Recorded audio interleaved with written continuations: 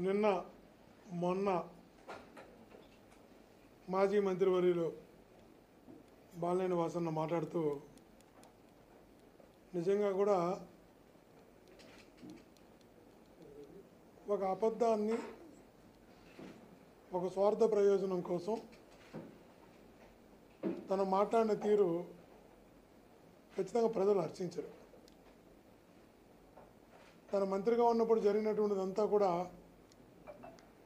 తనకు చక్కగా తెలుసు ఏం జరిగిందని. ఎంత గొప్పగా తన మంత్రిగా ఉన్నప్పుడు రాష్ట్రానికి మేలు జరిగిందంటే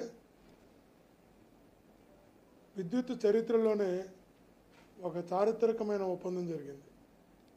అది కూడా సెకీతో విద్యుత్ కొనుగోలు ఒప్పందం ఒక విద్యుత్ చరిత్రలో చారిత్రకమైన ఒప్పందం.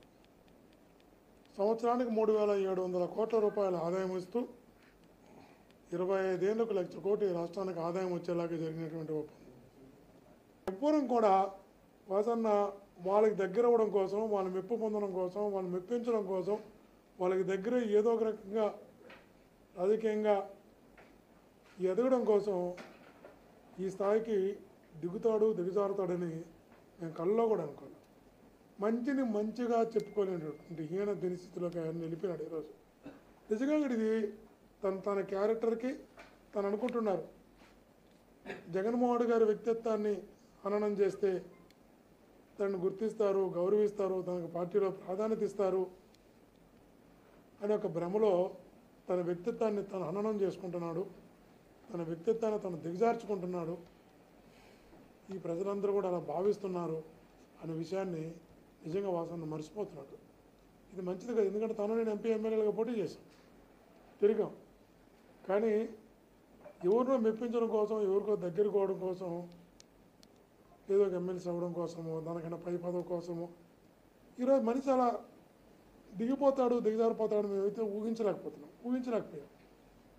ఎవరు అంటున్నారు, సార్ తన భ్రమలో ఉన్నాడు, పాపం ఆ ఎమ్మెల్సీ పదవి కూడా 9 కోట్లు ఎంత ఇచ్చి కొనుక్కునే పరిస్థితిలో ఉన్నాడు తన పాపం. అక్కడ తనకి ఆడు తిరిగి కూడా ఇవ్వడం లేదు అంటే ఆశ్చర్యం వేస్తుంది.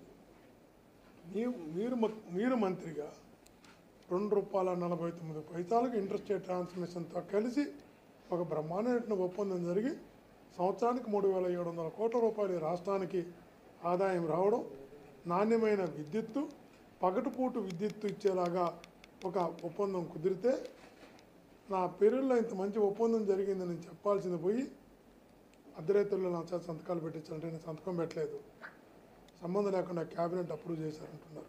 2021లో వచ్చిన లెటర్లో ఇన్ ప్రిన్సిపల్గా వచ్చిన లెటర్లో కూడా సెకీ అంటే ఇది కేంద్ర ప్రభుత్వ తరపున వచ్చినటువంటి సంస్థది. దాంట్లో లెటర్లో మీరు సంతకం ఇన్ ప్రిన్సిపల్గా తీసుకున్న నిర్ణయంలో కూడా మీ సంతకం ఉంది. 2 సార్లు సంతకం పెట్టి ఇక్కడ నా సంతకమే లేదు, నేను సంతకమే పెట్టలా, అర్ధరాత్రిలో నా సంతకం పెట్టించుకున్నారు. ఎలా మాట్లాడుతున్నారో అర్థం కాదు.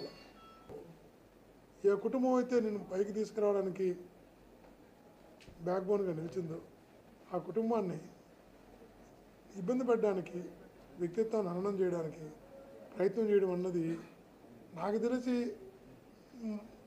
మీ క్యారెక్టర్ మీరు దిగజార్చుకుంటున్నారన్న విషయాన్ని మటుకు ఆయన ముందు గుర్తుంచుకోవాలి.